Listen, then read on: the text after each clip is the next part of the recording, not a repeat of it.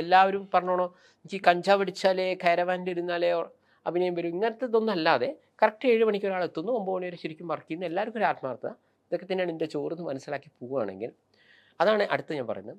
ഒരു cinema 15 to 20 ദിവസത്തെ shoot തീർന്നിരിക്കണം, അല്ലെങ്കിൽ അതിൻ്റെ ഒരു ഉത്തരവാദിത്വം ഒരുത്തരം വേണം.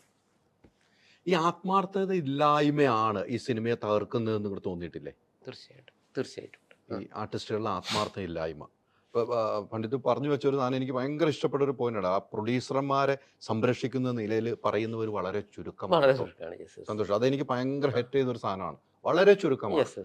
അവര് പാവങ്ങളാണ്, അധ്വാനിച്ചുണ്ട്, അവരാണ് ആത്മഹത്യ. ഈ സിനിമ റിലീസ് സിനിമ പൊട്ടിയെന്ന് പറഞ്ഞ നടന ആത്മഹത്യ ചെയ്യണ്ട, ഒരു ക്യാമറമാൻ ആത്മഹത്യ ചെയ്യണ്ട, ആ ഒരു അടുത്ത പറഞ്ഞു ഞങ്ങൾ എന്ത് ചെയ്യാനാ. മാത്രമല്ല പൊട്ടിക്കഴിഞ്ഞാൽ നമ്മളെ നടന്റെ ഒരു ഡയലോഗ് സംവിധാനം ശരിയല്ല, ഞങ്ങൾ പറഞ്ഞ ഒന്നും നിർമ്മാതാവ് മുഴുവനായി തന്നിരുന്നില്ല, അതുകൊണ്ട് അതിന്റെ ക്വാളിറ്റിയെ ബാധിച്ചു. വിജയിച്ചാൽ എന്റെ സിനിമ ഹിറ്റായി, ഇനി മുതൽ ഞാൻ 6 കോടി എന്നുള്ളത് 16 കോടി ആക്കുന്നു. വിജയിച്ചാൽ ഫുൾ ഉത്തരവാദിത്വം നടന്. നായികനെ കുറിച്ചൊന്നും പിന്നെ ആരും പറയല്ല, നായിക എന്തോ ചെയ്യട്ടെ. നിങ്ങൾ സന്തോഷ് പണ്ഡിറ്റിൻ്റെ ഏതെങ്കിലും ഒരു സിനിമ അതിൽ പോസ്റ്റർ ശ്രദ്ധിക്കണം, സന്തോഷ് പണ്ഡിറ്റിനോടൊപ്പം ആ നായികയുടെ ഫോട്ടോ ഞാൻ കൊടുക്കാം. നിങ്ങൾ എൻ്റെ ഏതെങ്കിലും ഒരു സോങ് കാണും, ഒരു ലവ് സോങ് എടുത്തോ, 90ഓളം സോങ് ഉണ്ട്, അത് സന്തോഷ് പണ്ഡിറ്റിന് ഓവർ ഇമ്പോർട്ടൻസ് കൊടുക്കുന്ന ഒരു സാധനമൊക്കെ ഉണ്ടാവില്ല. അപ്പോഴും ആ കുട്ടിക്കാണ് ഞങ്ങൾക്ക് ഇമ്പോർട്ടൻസ് കൊടുക്കുക. നമ്മളെ കേരള സംസ്ഥാനത്ത് നിങ്ങൾ എൻ്റെ ഏത് സിനിമ എടുത്ത് നോക്കുക, ആ നായിക കഥാപാത്രം ഉണ്ടെങ്കിൽ ആ സിനിമ അങ്ങനെ ഉണ്ടാവില്ല. അതേസമയം നിങ്ങൾ കണ്ട എത്ര സിനിമയുടെ സൂപ്പർ ഹിറ്റ് സിനിമയിൽ പോലും ആ നായികയെ ഒന്ന് ഡിലീറ്റ് ചെയ്ത് കഴിഞ്ഞാൽ ആ സിനിമ അങ്ങനെ തന്നെ ഉണ്ടാവും. കാരണം നായകനിൽ തുടങ്ങി നായകൻ്റെ ഹീറോയിസം, നായകൻ്റെ കാട്ടിക്കൂട്ടൽ, ഇതിൻ്റെ ഇടയിൽ നായികൻ്റെ റോൾ എന്താണെന്നറിയോ, 2 പാട്ട്, ഡാൻസ്, ഒരു ഡപ്പാങ്കൂത്ത്, ഇതൊക്കെയാണ് നായിക. അവസാനം നായകനെ കല്യാണം കഴിക്കുന്ന സംതിങ് അല്ല. ചില സിനിമകളുണ്ട്, ഞാൻ പറയുന്നത് നല്ലൊരു ശതമാനം സിനിമകൾ ഇങ്ങനെയാണ് വരുന്നത്. അപ്പോൾ ഇവിടെ പെൺകുട്ടികൾക്കൊന്നും ഒരു പ്രാധാന്യമില്ല. ഇതുകൊണ്ട് എന്ത് സംഭവിക്കും, ഈ സ്ത്രീ ഓഡിയൻസും ബാക്കോട്ട് പോകും. ഇതൊക്കെ ഇപ്പം ഞാൻ പറയുന്നത്, ഇപ്പോൾ സന്തോഷ് പണ്ഡിറ്റിൻ്റെ ഓരോ വ്യൂവേഴ്സ് വരുന്നത് എന്തുകൊണ്ടാണെന്ന് വെച്ച് കഴിഞ്ഞാൽ കറക്റ്റ് നിങ്ങൾക്ക് നോക്കിയാൽ അധികം സ്ത്രീകൾ എത്ര പേര് അത് വ്യൂ ചെയ്യുന്നുണ്ട്, എത്ര സ്ത്രീകളുടെ കമൻസ് അതിൻ്റെ അടിയിൽ വരുന്നുണ്ട് നിങ്ങൾ നോക്കി നോക്കുക. കാരണം സ്ത്രീകൾക്ക് കൂടി. ഇപ്പം ഞാൻ പറയുന്നത്, ഞാനിപ്പോൾ എൻ്റെ 11ാമത്തെ സിനിമയാണ് ആതിരയുടെ മകൾ അഞ്ജലി. ആ സിനിമയുടെ പേര് പോലും നിങ്ങൾ നോക്ക് അല്ല, അത് ആലോചിച്ച് നോക്ക്. അതിന് മുമ്പ് ഞാൻ ചെയ്തിരിക്കുന്ന സിനിമയാണ് ഇപ്പം മിനിമോളുടെ അച്ഛൻ, അതല്ലെങ്കിൽ നീലിമ നല്ല കുട്ടിയാണ്. ഞാൻ ചെയ്ത 11 സിനിമയിൽ 3 സിനിമയുടെ പേര് തന്നെ ഒരു സ്ത്രീയുടെ പേരാണ്. ഞാൻ എന്നെപ്പോലെ ചെയ്യണമെന്നല്ല ഞാൻ പറയുന്നത്. സ്ത്രീകളൊക്കെ ഈ സിനിമയിൽ നിന്ന് അങ്ങനെ അങ്ങോട്ട് വിട്ടുപോകുന്നു. പിന്നെ തള്ളിമറിക്കലാണ്. ഓക്കെ, ഈ തള്ളിമറിക്കലിൻ്റെ ഇത് എന്നോട് ഇപ്പോൾ ഇവിടെ ഇന്നത്തെ ടോക്കാണ്, ഇന്ന് ആ ട്രെയിനിൽ. കാരണം എപ്പോഴും സാധാരണയായിട്ട് ഇങ്ങനെ KSRTC പോകുന്നുണ്ട്. സാധാരണ സന്തോഷ് സാറേ ഈ 2 ആഴ്ച കൊണ്ട് 100 കോടി കിട്ടി എന്നൊക്കെ നമ്മൾ കാണൂല. ഞാൻ പറഞ്ഞു ചേട്ടാ തള്ളാണ്. അപ്പോൾ വേറെ ആൾ പറഞ്ഞു തള്ളാണെന്നൊന്നും പറയാൻ പറ്റില്ല സന്തോഷ് സാറേ. ഞാൻ ചോദിച്ചു ചേട്ടാ ശരി, ചേട്ടൻ്റെ ചോദ്യത്തിന് ഉത്തരപ്പം തന്നെ തരാം. അല്ല 200 കോടി ഒരു സിനിമയ്ക്ക് കിട്ടി എന്നൊക്കെ പറഞ്ഞു. അത് ശരിയായിരിക്കും, ഞാൻ പോകുമ്പോൾ ആളുണ്ടല്ലോ എന്ന് പോകുമ്പോൾ. ഞാൻ പറഞ്ഞു കേരളത്തിൽ എത്ര കോടി ജനങ്ങളുണ്ട്, ഇപ്പം തന്നെ നമുക്ക് ആ തീരുമാനമാക്കാം. 3.5 കോടി.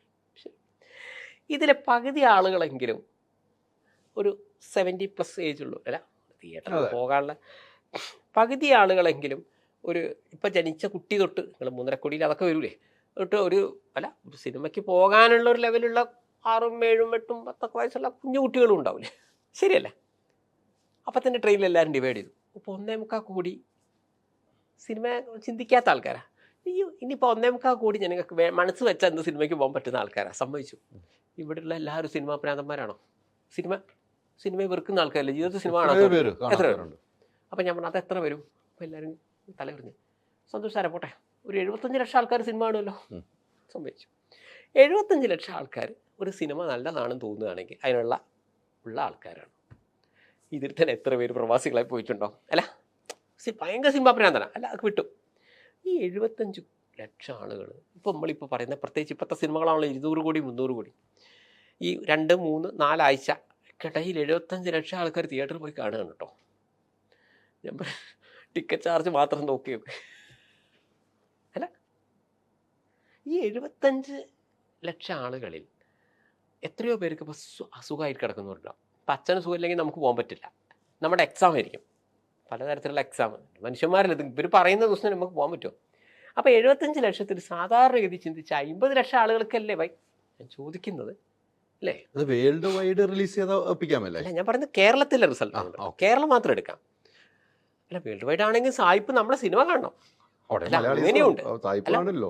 അല്ല അതാ ഞാൻ പറയുന്നത്. അല്ല നമ്മളിപ്പോൾ മൊത്തം മലയാളീസിനെ വെച്ച് അവിടെ കൂട്ടിക്കൊണ്ടിരിക്കുന്നത്. അപ്പോൾ 50 ലക്ഷം കൂട്ടിക്കോ. അപ്പോൾ എല്ലാവരും ധാരണയിലെത്തി.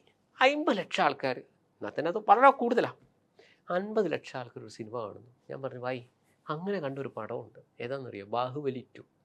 അതിൻ്റെ കളക്ഷൻ എത്ര അറിയോ? 76 കോടിയാണ്. ഞാൻ പറഞ്ഞു 50 ഇൻറ്റു ഇവിടെ ടിക്കറ്റ് ചാർജ് നോക്കുക, 100, 150, 200, ഒരു എവറേജ് 150 കൂട്ടിക്കും. എവറേജാണ് ഞാൻ പറയുന്നത്, എല്ലാ തിയേറ്ററിലും വ്യത്യസ്തമായിരിക്കും. 50 ലക്ഷം ആളുകൾ ആ സിനിമ കണ്ടിരുന്നു. 76 കോടിയാണ് അതിൻ്റെ കളക്ഷൻ. മനസ്സിലായി? കാരണം അപ്പം എന്നോട് ബാഹുബലിൻ്റെ ആൾ കറക്റ്റാണോ പറഞ്ഞത്? ഞാൻ പറഞ്ഞു അതേ കറക്റ്റാണ് പറഞ്ഞത്. കാരണം പ്രഭാസിനെ ഇവിടുത്തെ നിർമ്മാതാക്കളെ ആകർഷിപ്പിച്ച് അടുത്ത പടം ചാക്കിട്ട് പിടിക്കേണ്ട ഗതികേടില്ല. അതുകൊണ്ട് പ്രഭാസ് ഉള്ളതാ പറഞ്ഞത്. ഞാൻ പറഞ്ഞു മനസ്സിലായി. 50 ലക്ഷം ആളുകൾ കാണുന്ന സിനിമയ്ക്ക് അത് ബാഹുബലി 2 എത്രമാത്രം ഓടി എന്നുള്ളത് ഈ പരിപാടി കാണുന്നവർക്ക് ഞാൻ വിട്ടു. അല്ല 50 ദിവസം പോലും ഫുള്ളിൽ ഓടിയ പടം. അല്ല ലോജിക്കലി ചിന്തിക്കൂ, 75 കോടിയല്ലേ വരുള്ളൂ. ഞാൻ ചോദിക്കുന്നു, അപ്പം 50 ലക്ഷം ആളുകൾ ഒരു സിനിമ കാണുകയാണെങ്കിൽ, അല്ല 75 ലക്ഷം ആളുകൾ കാണും. ചേട്ടാ അത് ഒരിക്കലും നടക്കൂല. ഓരോ മനുഷ്യന്മാർക്ക് എക്സാമിൻ്റെ പല പല ആവശ്യങ്ങൾ, എന്തെല്ലാം കാര്യങ്ങൾ വരുന്നുണ്ട്. ആ സമയത്ത് ഇവർ പറയുന്നത് ഞാൻ പറഞ്ഞു, പ്രത്യേകിച്ച് ഇപ്പോഴത്തെ സിനിമ എത്രയാ അഭിനയിച്ചു വെച്ച സിനിമ താരങ്ങൾ പോലും സിനിമ കാണുന്നില്ല. അപ്പം ഞാൻ പറയുന്നു, സാധാരണഗതിയിൽ കേരള സംസ്ഥാനത്ത് 50 ലക്ഷമാണ് മാക്സിമമാണ്. ആ ബാഹുബലി 2 ആണ് മാക്സിമം. 50 ലക്ഷം ആളുകൾ ഇവിടെ കാണുള്ളൂ. മലയാളത്തിൽ നിന്ന് ഒരു സിനിമയ്ക്ക് കളക്ട് ചെയ്യാവുന്ന മാക്സിമം 75 കോടിയാണ്. പിന്നെ നിങ്ങൾ പറഞ്ഞ കാര്യം മറ്റുള്ള സ്റ്റേറ്റിൽ അത് പക്ഷേ നമ്മളെ ഈ 3.5 കോടിയിൽ ഇതൊക്കെ വരുന്നുണ്ട് പോട്ടെ. എന്നാലും അവിടെ നിന്നോ സാറ്റലൈറ്റോ OTTയോ കിട്ടില്ലേ എന്ന് ചോദിച്ചാൽ അത് മാക്സിമം 100 കോടീൻ്റെ ഇതിൽ വരും, എല്ലാ ബിസിനസ്സും അടക്കം. അതിൻ്റെ അപ്പുറത്തേക്കൊന്നും പോകില്ല. ഇനി കേൾക്കുന്ന ആൾക്കാരുടെ ഇതിലേക്ക് പറയുകയാണ്, നീ 100 കോടി കിട്ടി വിചാരിച്ചോ? നിങ്ങൾ വിചാരിച്ചെന്താ 100 കോടി കൊണ്ട് ഇയാൾ പുട്ടടിച്ചു പോകുന്ന? 50% ഇതല്ലേ, 50-50 അല്ലേ? നിങ്ങൾക്കറിയാലോ തിയേറ്ററിൽ വരുന്നത്. അപ്പം തന്നെ ആദ്യം തന്നെ ടാക്സ് കൊടുക്കണം. 25% ടാക്സ് പോയി. അല്ല പോട്ടെ, GST 20% കൂട്ടിക്കാം, 80 ലക്ഷം. 50-50 തിയേറ്ററുകാരൻ ഇത്രയും വലിയ സാധനം തുറന്നു വെച്ച് ടാക്സ് കൊടുക്കണം. അപ്പോൾ 40 ലക്ഷമായി.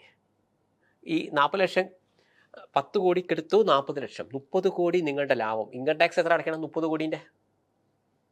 അല്ല ഒരു നമ്മൾ എന്തെങ്കിലും വിളിച്ചു പോകുമ്പോൾ, അതായത് 100 കോടി ഇവിടെ കളക്ട് ചെയ്യുന്ന സിനിമയ്ക്ക് യഥാർത്ഥത്തിൽ ആ പ്രൊഡ്യൂസർക്ക് 30 കോടിയേ കിട്ടുന്നു. അയാളുടെ ലാഭം 20 കോടിയാണ്. ഇതാണ് സത്യം. ഇഷ്ടമുണ്ട് വിശ്വസിച്ചോ. ഞാൻ പറയുന്നത് അത്യാവശ്യം ഹിറ്റായ ഒരു സിനിമയുടെ നിർമ്മാതാവ് പറഞ്ഞിരുന്നു അവർക്ക് 25 കോടി രൂപ കളക്ട് ചെയ്തു. അതാണ് കറക്റ്റ്. അത് കൃത്യമാണ്. അതായത് ഇനിയെങ്കിലും മനസ്സിലാക്കുക, അത്യാവശ്യം ഒരു ഹിറ്റായ ഒരു സിനിമയ്ക്ക് ഇവിടെ കിട്ടുന്നത് 25 കോടിയാണ്. നല്ല ഹിറ്റായി പോകുന്നത് 50 കോടിയാണ്. നമ്മുടെ ബാഹുബലി 2 പോലെ സൂപ്പർ ട്യൂപ്പർ